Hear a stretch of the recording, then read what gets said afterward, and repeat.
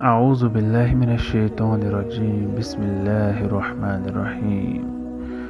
रसूलुल्लाह सल्लल्लाहु अलैहि वसल्लम ने फरमाया, मैं क़यामत के दिन औलाद आदम का सरदार होगा और मेरे हाथ में हम्द का परचम होगा और इस पर मुझे घमंड नहीं।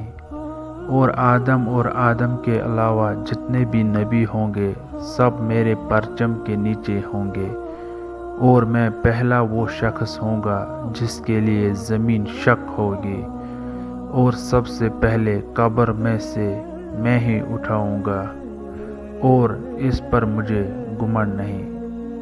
सुनन तिरमिज़ी 3615। Subscribe for more.